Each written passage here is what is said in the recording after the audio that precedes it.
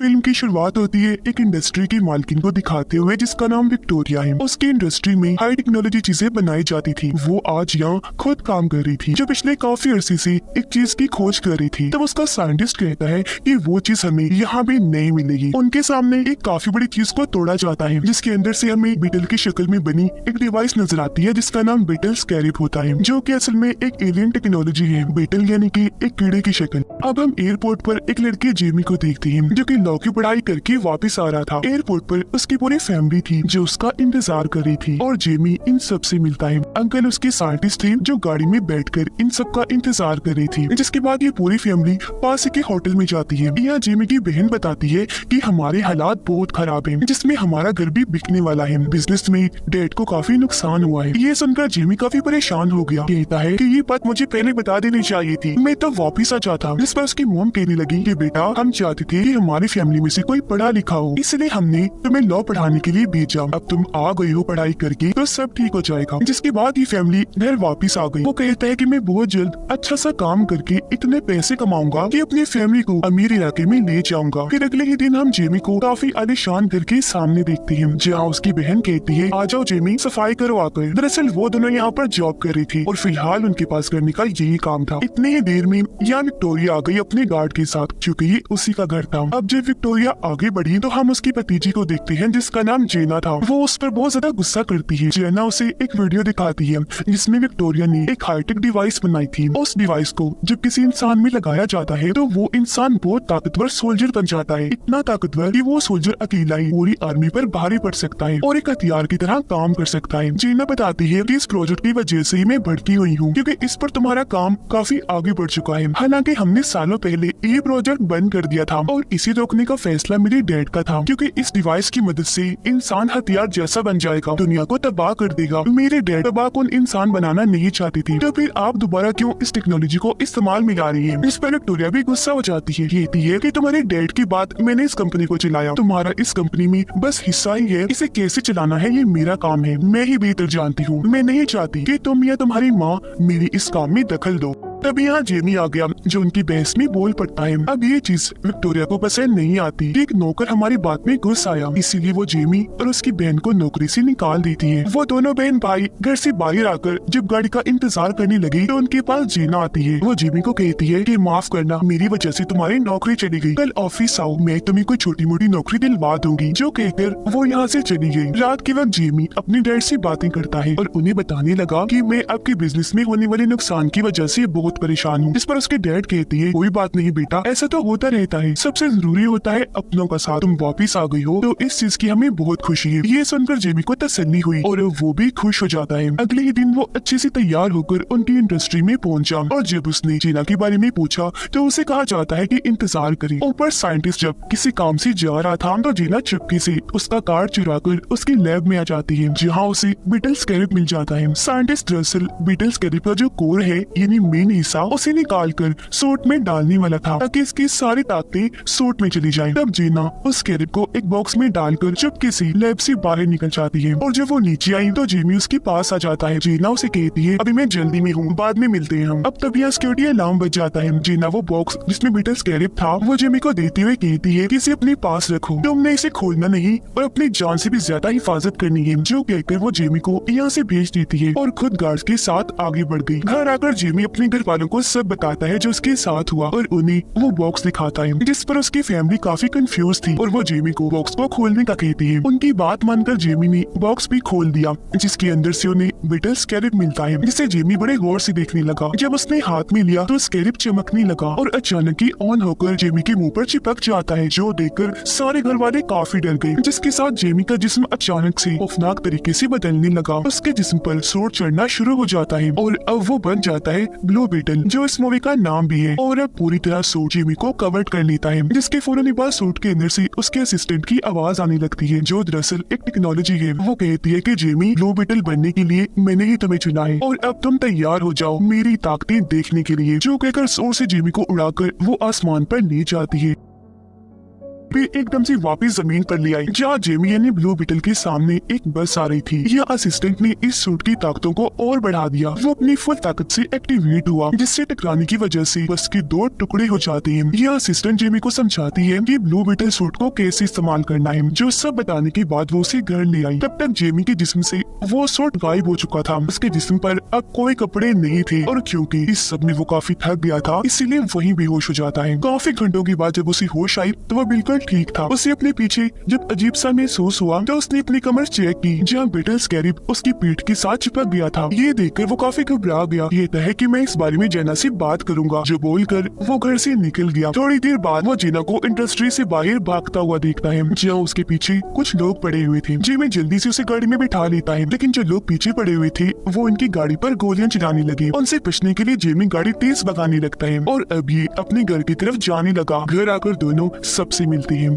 अब जेना जेमी से पूछती है कि स्कैरिब कहाँ है। तब वो उसे अपने पेट दिखाते हुए कहता है कि देखो ये यहाँ फिक्स हो गया है, चिपक गया है। ये देखकर जेना काफी हैरान हुई। फिर बताती है कि ये इसलिए चिपका क्योंकि इसकी शक्ल बीटल जैसी जो है, और ये है बीटल स्कैरिब, जिसे पहले मेरे डैड भी इस्तेमाल किया करती थी, लेकिन अचानक वो गायब हो गई और मेरे ख्याल से अब वो नहीं रही। लेकिन जब वो जिंदा थी तो इस टेक्नोलॉजी को उन्होंने बंद कर दिया था, लेकिन मेरी आंट विक्टोरिया ने इस टेक्नोलॉजी को फिर से इस्तेमाल करना शुरू कर दिया, क्योंकि वो जानती है कि बीटल स्कैरिब के कोर में बहुत ताकत है। मेरे डैड इस बात से इत्तेफाक नहीं करती थी। उन्होंने इस बात की मुखालफत की क्योंकि उनका मानना था कि बीटल स्कैरिब खुद उस इंसान को चुनेगा कि कौन ब्लू बीटल बनेगा और उसकी ताकतें इस्तेमाल करने का असली हकदार होगा। और इस बार बीटल ने जेमी को चुना है। जेमी कहता है कि मुझे नहीं चाहिए ये, मुझे इस बीटल स्कैरिब को निकालना है, कोई हल बताओ। जिस पर जीना कहती है कि एक हल है मेरे पास, लेकिन उसके लिए मुझे एक जगह पर जाना है जिस जगह की चाबी मेरी कंपनी में है, लेकिन वहाँ जाना खतरनाक है। जिस पर जेमी के अंकल जो साइंटिस्ट बताते हैं कि मैंने एक ऐसी डिवाइस बनाई है जिसकी मदद से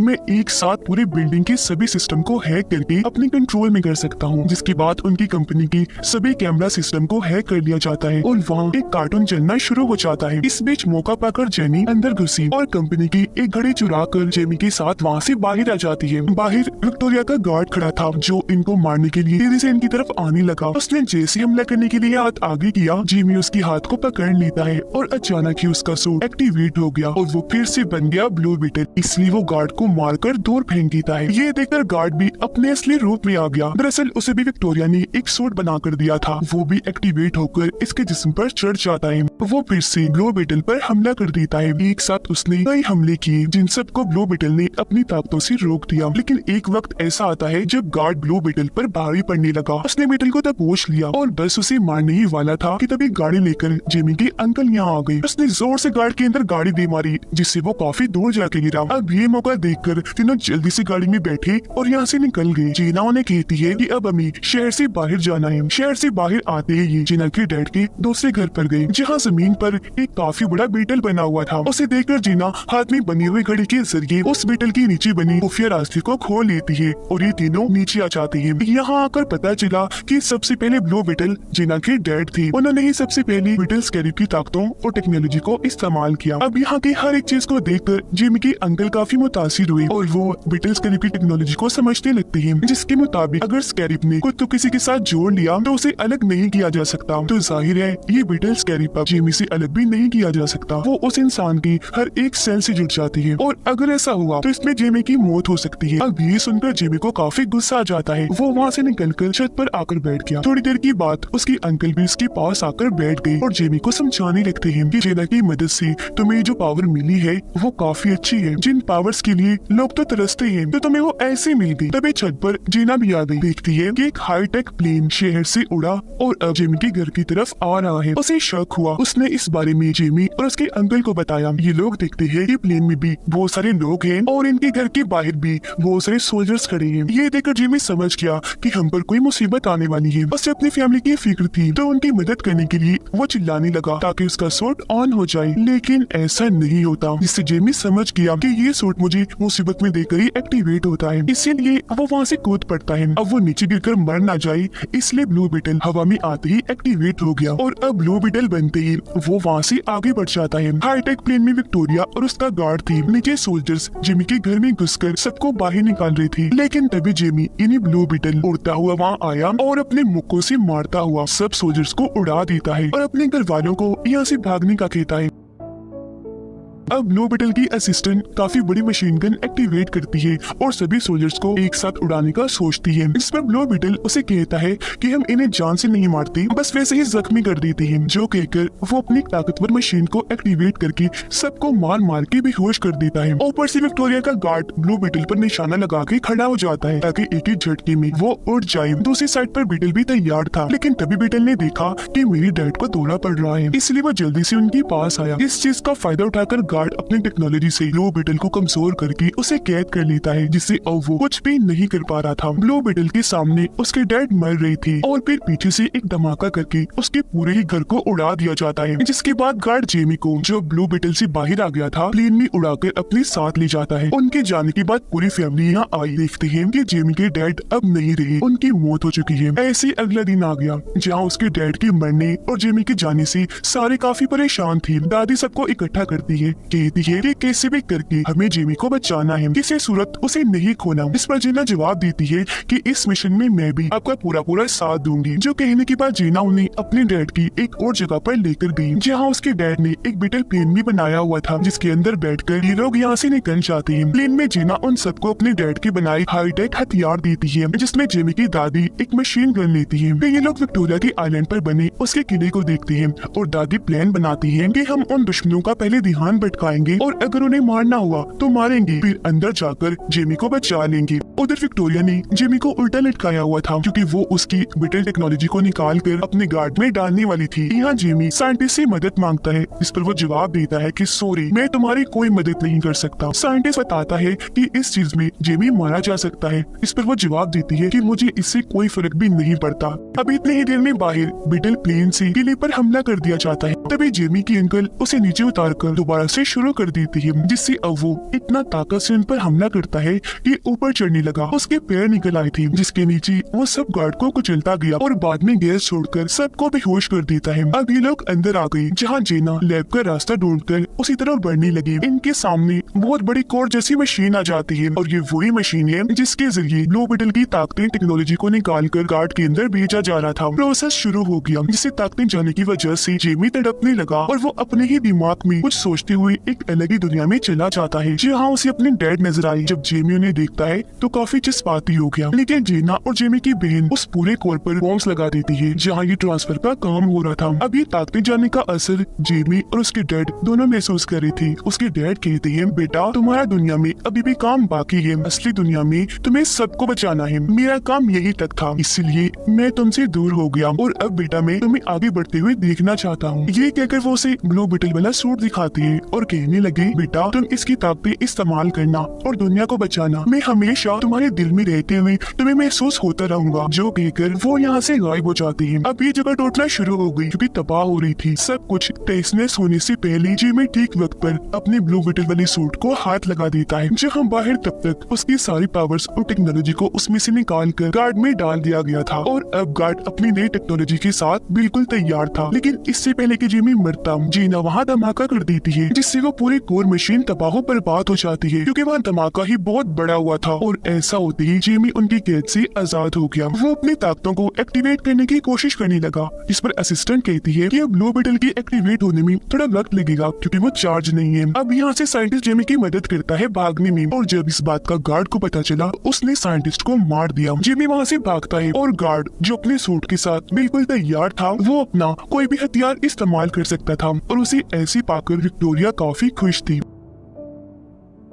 जिमी भाग रहा था और क्योंकि उसके सूट में अभी एनर्जी कम थी, इसलिए बहुत सारे गार्ड्स उसे मारने के लिए आते हैं। तब ठीक मौके पर यहाँ दादी मशीन गन लेकर आ जाती है और सब गार्ड्स को उड़ाकर जेमी को बचा लेती है। ये दोबारा से भागने लगे और जो भी रास्ते में आ रहा था, दादी मशीन गन से सबको मारती जा रही थी। उधर जीना को विक्टोरिया ने पकड़ लिया था और वो उसे अपने साथ ले गई। जेमी की बहन शील्ड और पंचेस इन्हीं मुक्कों वाली टेक्नोलॉजी को इस्तेमाल करके गार्ड से लड़ रही होती है और अब जेमी पर ब्लू बीटल सूट भी एक्टिवेट हो जाता है क्योंकि वो भी अब चार्ज हो चुका था। इसीलिए वो सभी गार्ड से भिड़ जाता है और उन पर हमला करके काफी बुरा मारता है। लेकिन तभी यहाँ गार्ड अपना सूट पहने आया और ब्लू बीटल पर हमला कर देता है। वो उसे उड़ाकर हवा में ले गया और अभी दोनों वहाँ एक दूसरे को मारने लगे। पहले पहले तो दोनों ही एक दूसरे पर भारी पड़ रही थी, लेकिन फिर गार्ड ब्लू बीटल को बहुत मारता है, जिसके बाद दोनों लड़ती लड़ती फिर से किले में आ गई और यहाँ एक दूसरे को जबरदस्त टक्कर दे रही थी। अब यहाँ जेमी की अंकल गार्ड के सर पर वार करती है, जिससे वो जवाब में उसके अंकल के पास धमाका करता है और वो काफी जख्मी हो गई। ये देखकर ब्लू बीटल को काफी गुस्सा आया और अब वो अपनी पूरी पावर्स का इस्तेमाल करके गार्ड पर हमला कर देता है और उसके अंदर से तेज रोशनियां निकलने लगी। उधर विक्टोरिया जेना को बताती है कि मैंने ब्लू बीटल के कोड को अपने मोबाइल में डाउनलोड कर लिया है, जिसकी मदद से अब मैं लाखों की तादाद में सूट बनाऊंगी